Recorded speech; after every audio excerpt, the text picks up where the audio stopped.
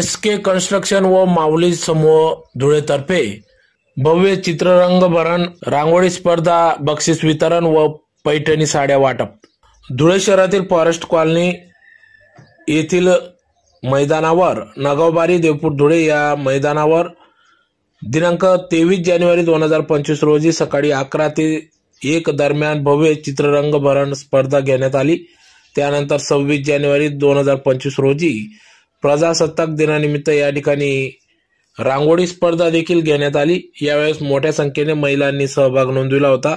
तर सदर या कार्यक्रमाचे आयोजन या ठिकाणी SK कन्स्ट्रक्शन माऊली उद्योग समूहाचे अध्यक्ष सागर संभाजी खैरनार यांनी केले होते। तर गेल्या अनेक वर्षापासून या ठिकाणी SK कन्स्ट्रक्शन व माऊली समूह उद्योगाच्या माध्यमातून अनेक समाज हित उपक्रम अध्यक्ष सागर खैरनार हे राबवित आहेत, ज्यात प्रामुख्याने रक्तदान शिबिर, विद्यार्थ्यांना प्रोत्साहन देण्यासाठी विविध स्पर्धा, धार्मिक कार्यात सहभाग, विविध महापुरुषांचे जयंती उत्सव, याचबरोबर UPSC MPSC परीक्षेसाठी विद्यार्थ्यांना प्रोत्साहन देण्याचे कार्य या ठिकाणी अध्यक्ष सागर खैरनार हे करीत आहेत।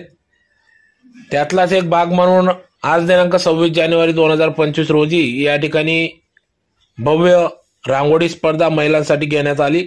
मोठ्या संख्येने या ठिकाणी महिला या रांगोळी स्पर्धेमध्ये सहभागी झाले होते। तर आज सायंकाळी 6 वाजता या चित्ररंग भरण स्पर्धा, रांगोळी स्पर्धेचं बक्षीस वितरण कार्यक्रम पार पडला। त्याचबरोबर या ठिकाणी उपस्थित असलेल्या महिलांमधूनच 51 महिलांना या ठिकाणी लकी ड्रॉ प्रमाणे पैठणी साडी वाटप करण्यात आली।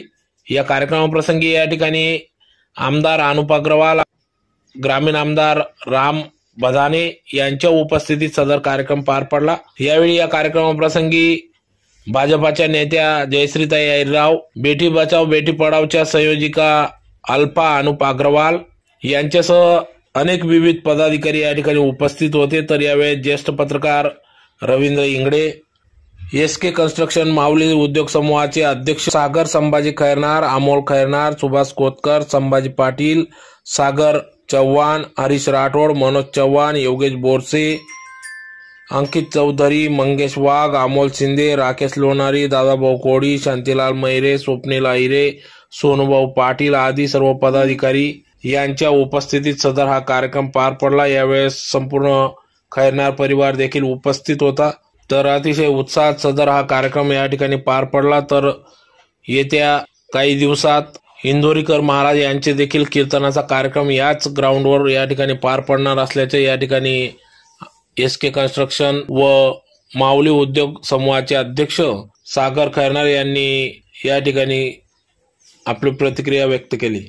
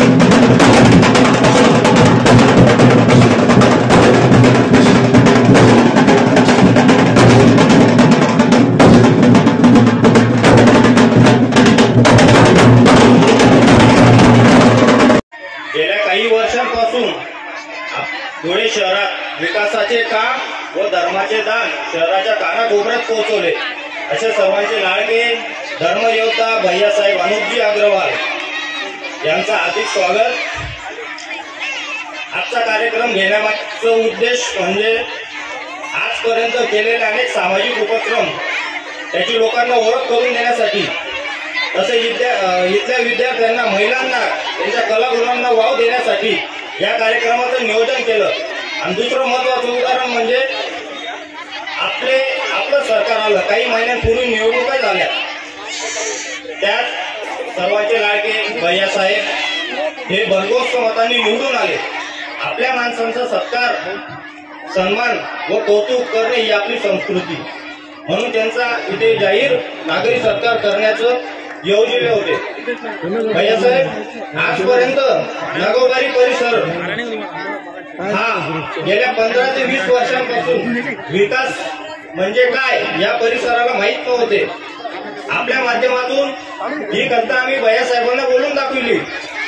भैयांना सांगितले आमच्या नगाववाडी येथील मुख्य रस्ता जो दळणवळणाचा मुख्य केंद्र बिंदू आहे त्याला आपण मंजुरी द्यावी व आपल्या मार्फत तो रस्ता व्हावा। भैयासाहेबांनी शब्द दिला व निवडणुकीपूर्वी आपल्या परिसराला जवळपास 3.5 कोटी रुपयांचे रस्ते त्यांनी मंजूर केले व त्याचे काम आज मोठ्या दिमाखात आपल्या परिसरात सुरू आहे। भाईसाहेब, आमची एक फक्त विनंती आहे, आता आपण येण्यापूर्वी आम्ही इथं स्पर्धा परीक्षेत उत्तीर्ण झालेल्या काही 8 ते 10 विद्यार्थ्यांचा सत्कार केला। मागील महिन्यात स्पर्धा परीक्षा झाली, तिथे आमच्या परिसरामधून आम्हाला सांगायला अभिमान वाटेल 8 विद्यार्थ्यांचा महाराष्ट्र शासनाच्या विविध विभागात त्यांची निवड झाली व ते उत्तीर्ण झाले। अशाच विद्यार्थ्यांना प्रोत्साहन देण्यासाठी नेहमी आम्ही म्हणा तुमच्यासारखे नेहमी आम्ही तत्पर असू। आमची एक विनंती आहे, इथल्या परिसरासाठी आपण एक सुसज्ज असं ग्रंथालय आम्हाला द्यावं, जेणेकरून आमचे 8 मुलं पुढे जाऊन कधी 800 होतील। या प्रकारचं ग्रंथालय भैयासाहेब आपल्या मार्फत आमच्या परिसराला द्यावं। मी आत्ताच ग्वाही देतो, मी आता मागेही म्हटलो, आपण अशी दिमागात एक वाचनालयाची प्रतिकृती आमच्या परिसरात दिली, ज्या दिवशी ही पूर्ण होईल त्या दिवशी मी स्वतः 5000 पुस्तकांचं दान या ग्रंथालयाला करेल। व अजून एक भैयासाहेब, आमच्या परिसरात एक दुःखद घटना घडली, ती मी आता बोललो की एक 5 दिवसांचं बाळ ते वेळेवर दवाखान्यात पोहोचू न शकल्यामुळे ते देवाघरी गेलं। ही घटना पुन्हा न होणे याच्यासाठी आम्हाला एक 10 खाटांचा कोयना महिला व बाल रुग्णालय आपल्या मार्फत नगरपालिकेमार्फत द्यावं, एवढी विनंती मी आपणास करतो। आपण सुशोभित करण्यासाठी धुळे शहरात कटिबद्ध आहात यात शंका नाही, त्यात आमच्या या जागेचा ओपन स्पेसचा देखील समावेश करावा आपण केला आहे, त्याबद्दल आम्हाला अभिमान आहे। ती कशा प्रकारे होईल त्याबद्दल आम्ही त्याच्यावर अभ्यास केला, परिसरात विविध ठिकाणी फिरलो, नागरिकांच्या समस्या काय राहतात त्या समजून घेतल्या, त्याप्रमाणे लोकांना लागणार काय, रस्ते गटर हा विकास तर होणार आहे, पण तरुणांना हाताला काम मिळावं, महिलांना रोजगार मिळावा यासाठी आजचे प्रयत्न आहे व आपल्या मार्फत ते होतील यात शंका नाही। एवढं बोलतो, मी थांबतो। भैयासाहेबांना विनंती करतो आपण 1-2 शब्द मनोगत मांडावं। धन्यवाद। सर्व बहिणींना आणि सोबत कमी संख्येने उपस्थित असलेल्या माझ्या सर्व भावांना आज प्रजासत्ताक दिनाच्या लाख शुभेच्छा देतो। खरं तर व्यासपीठावर महिला मंडळ जास्त पाहिजे,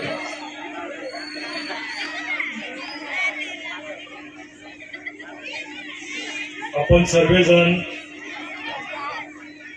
इतक्या मोठ्या संख्येने या ठिकाणी फक्त रंगभरो स्पर्धा या स्पर्धेसाठी उपस्थित राहिले, याचा अर्थ असं झालं का आपल्या या परिसराला एक चांगलं गार्डन, एक चांगलं वाचनालय या गोष्टीची अत्यंत गरज आहे। लवकरच या सर्व गोष्टी मी तुम्हाला दाखवतो. जसं याने आता स्क्रीनवर दाखवलं तसं मी दाखवेल. या कार्यक्रमानिमित्त व्यासपीठावर उपस्थित असलेले माझे मित्र कुणाल दादा सोनवणे, अरुण भाऊ कलाल आणि आमचे सर्वांचे मार्गदर्शक रवींद्र भाऊ इंगळे, युवराज भाऊ भोसे, सुनील भाऊ कपिल, सुभाषजी कोतकर, अमोल मराठे, त्याचप्रमाणे सर्वच मान्यवर. कोणाचं नाव राहिलं असेल तर क्षमा करा.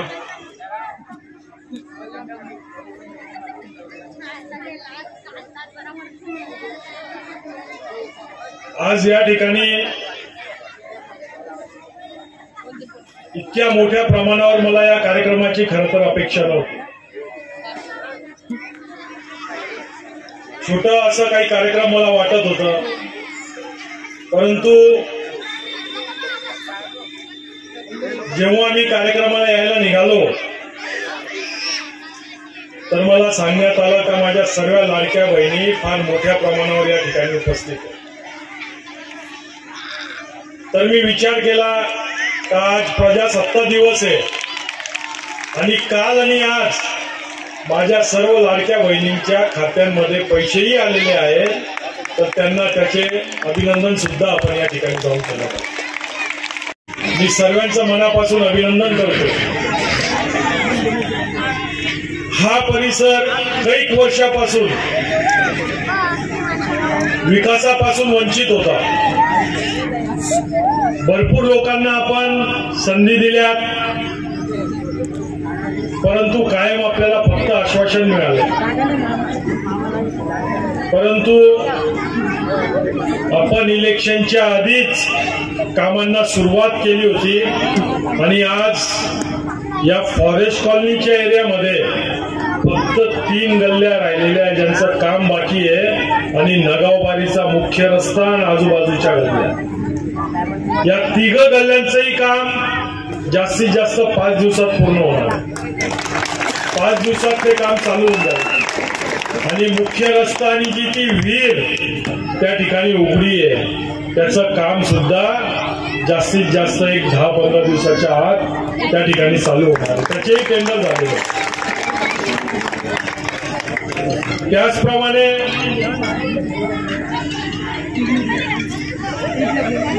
हा जो गार्डन आहे, ही जी ओपन स्पेस आहे, मला तर माहित नव्हतं का इथं तुमची गार्डन करायची इच्छा आहे. परंतु तुम्हाला मी आता स्क्रीनवर दाखवतो. या जागेचं गार्डनचं डिझाईन ऑलरेडी 2 कोटीचं तयार झालेलं आहे. दाखवू रे.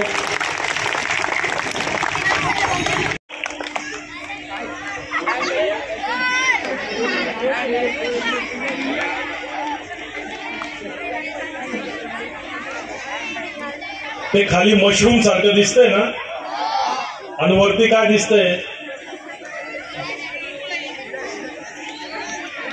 असं एकमेकांमध्ये गुंतलेलं नातं दिसत नाही का? याचा अर्थ असा, आजोबा नातूचं जे नातं असतं, कारण की या गार्डन मध्ये आजोबा नातूच येतील आणि त्याच्यासाठी आपण त्यांचं नातं घट्ट होण्यासाठी अशी डिझाईन या ठिकाणी केली. अतिशय सुंदर असं गार्डन या ठिकाणी आपण उभारणार आहोत आणि याचं सर्व श्रेय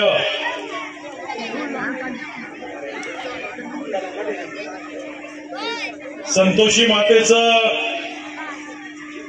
छत्रपतीचं स्मारक ते बघितलं ना, शिवतीर्थ ज्यांनी बनवलंय, अग्रसेन चौक ज्यांनी बनवलंय, गुरु शिष्य स्मारक ज्यांनी बनवलेलं आहे, असे माझे मित्र जे धुळ्याचे भूमिपुत्र आहेत परंतु सध्या पुण्याला स्थायी झालेले आहेत, असे मोठे आर्किटेक्ट अनंत खेरनार हे आता या कामांसाठी फक्त धुळ्याला आलेले आहे आणि हे सर्व डिझाईन ते तयार करतात आणि ते आलेत माझ्यासोबत इथं. आनंद खेरणार यांनी कृपया व्यासपीठ तयार करतोय. तसंच तुम्हाला गावात जाताना त्रास होतो देवपूर मधनं, त्याला नावच दिलं आपण नाळ नाना नानी उद्या, त्याचं चेंज करू आपण नाळ आजोबा आणि नातू उद्यान, असं आपण त्याला नाव ठेवू. आपण गावात जातो, तुम्हाला जायला त्रास होतो, सर्व भाजीवाले रोडावर बसलेले असतात, सर्वांना त्रास होतो ना. 1 तारखेनंतर तुम्हाला त्या ठिकाणी एकही भाजीवाला रोडावर बसलेला दिसणार नाही. त्या सर्वांना आपण त्यांची हक्काची जागा नवरंग पाणीच्या टाकीच्या तिथं देतोय. तुम्हाला एवढंच त्रास करावं लागेल, तिथं भाजी घ्यायची ऐवजी नवरंग पाणी टाकीपर्यंत जावं लागेल.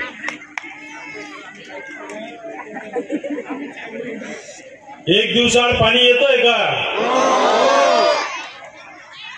मग मला तुमचा सालदार होऊन किती दिवस झाले? 1 महिना झाला ना तुमचा सर्वांचा सालदार झालो मी. मग या 1 महिन्यात माझ्याकडे काय जादूची कांडी होती का? ती फिरवली आणि 1 दिवसाआड पाणी चालू झालं. फक्त नियोजनचा अभाव. एकच बैठक घेतली महापालिकेत, एवढंच सांगितलं मला काहीच माहिती नाही. 15 दिवस घ्या, 20 दिवस घ्या, पण 1 दिवसाआड पाणी झालंच पाहिजे. आणि गेल्या 10 दिवसापासून या शहराच्या 70% भागाला आपण 1 दिवसाआड पाणी देतो.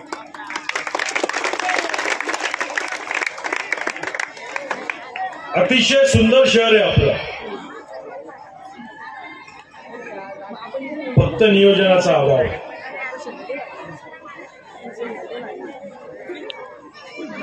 सफारी गार्डन ऐकून थकले ना? आता तुम्ही थकणार नाही. त्या ठिकाणी प्रभू श्रीरामचंद्राची सृष्टी आपण उभारतोय आणि तुम्हाला वर्षभरानंतर तिथं काम चालू दिसेल. गंगा आपण सर्वजण पण पांजरा आरती करायला तर जाऊ शकता ना? तुम्हाला 1-1.5 महिन्यात तिथं घाटाचं काम चालू दिसेल आणि पांजरा आरती तुमच्या सर्वांच्या हाताने त्या ठिकाणी. अतिशय सुंदर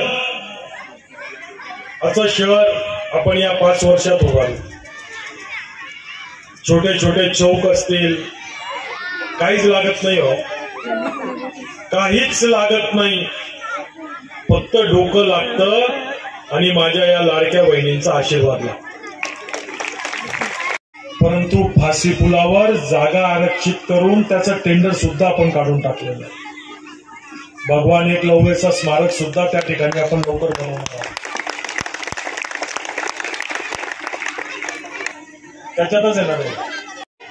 आपण या ठिकाणी वाचनालयाचंही काम मार्गी लावू आणि तेही मार्च मध्ये जेव्हा निधी येईल त्यावेळेला मी ताबडतोब पत्र देतो आणि ते काम आपण वाचनालयाचं या ठिकाणी लवकर मार्गी लावू.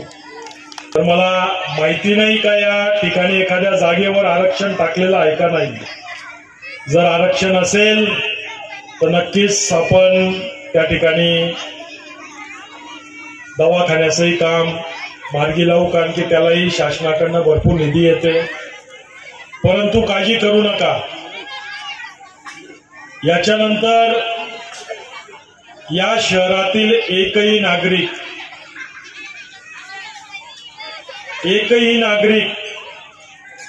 ज्याला दवाखान्याची अडचण असेल, ज्याचं आजारपण जास्त झालं असेल, पैसे नसतील किंवा त्याला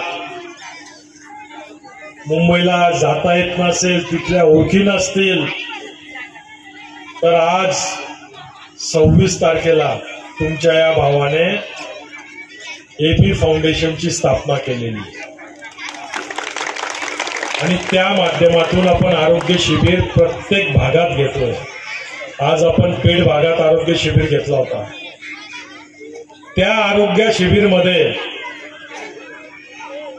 ज्याही माणसाला कुठलाही आजार असेल, कुठलाही आजार, तो आजार त्या शिबिरामध्ये डिटेक्ट झाल्यानंतर या देशातल्या कुठल्याही दवाखान्यामध्ये त्याला घेऊन जावं लागलं तरी तुम्हाला एबी फाउंडेशनच्या माध्यमातून फुकट सर्व इलाज त्या ठिकाणी करून मिळणार.